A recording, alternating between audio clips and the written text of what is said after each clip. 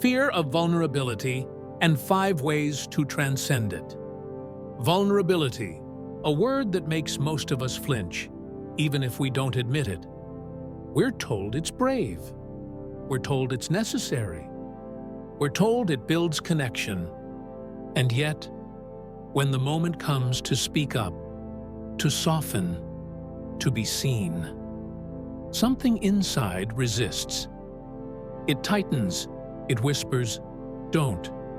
It's not safe." But what if the fear of vulnerability isn't just psychological? What if it's energetic?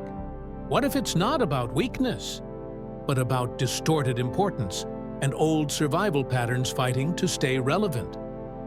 Let's explore 5 ways to transcend the fear of vulnerability by combining energy alignment with modern-day nervous system wisdom.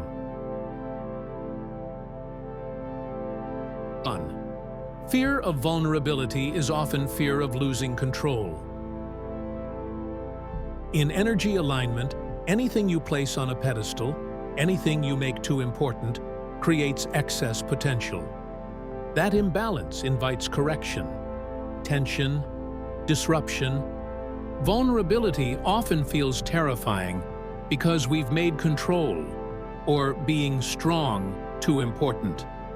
It becomes an identity, a survival mechanism, a performance. Modern psychology echoes this. When you grow up equating safety with control, any softening feels like danger. But the truth is, when you reduce importance, vulnerability becomes neutral. It's not exposure, it's just truth. And truth doesn't need armor. Say to yourself, "This moment matters, but it's not everything." The more lightly you hold your image, the more free you become in your expression.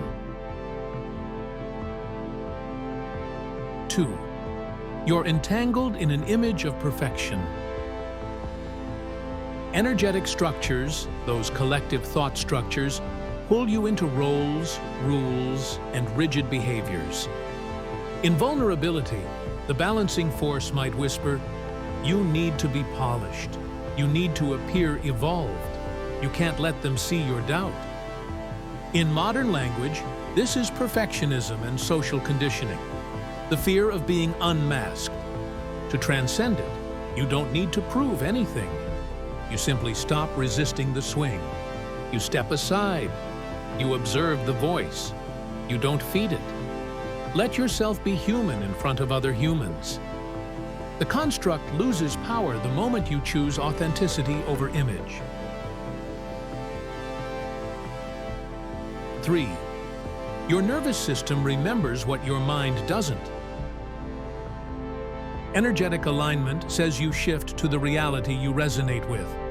But psychology reminds us, you can't resonate with safety if your body still lives in survival.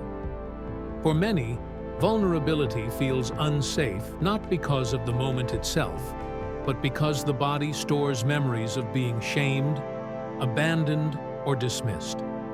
The fear isn't about now, it's about then, looping through your system like background noise.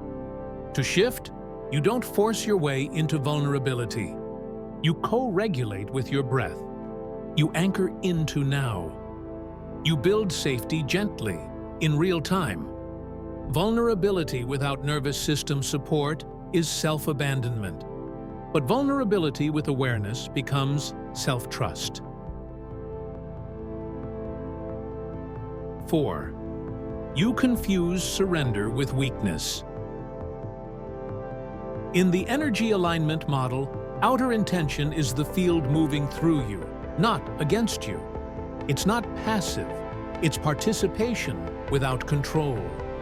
Vulnerability becomes terrifying when you believe it means losing power. But true surrender is not collapse. It's cooperation with life. It's the art of choosing to be seen without needing to manipulate what they see. Modern psychology calls this secure attachment to self, the ability to stand in your truth without crumbling if others don't approve. You're not giving your power away. You're showing that your power is stable enough to flow without defense. 5. You think being seen will break you, but it's what heals you.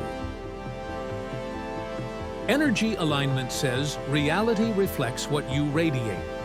But if you're hiding, defending, or performing, the world can only mirror your mask, not your soul.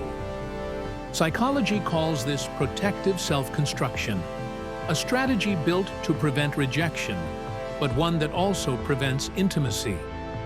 Vulnerability, when done with intention, isn't about collapsing into emotion. It's about standing in your clarity, with the volume turned down on shame. To practice it is to trust that the self you reveal is already enough. And in that revealing, the people meant for you will find you faster. And the realities aligned with your softness will begin to appear. In conclusion, you don't have to weaponize your story. You don't have to bleed to be valid. You don't have to be fearless. You just have to be present with yourself while you're being seen. Reduce the importance. Let the nervous system breathe. And choose truth with a soft spine. Vulnerability isn't weakness. It's energetic alignment in motion.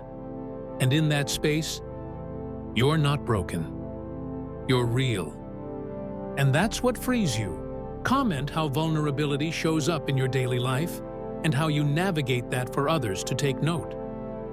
Share the video with people who may find it helpful and subscribe for more useful guidance.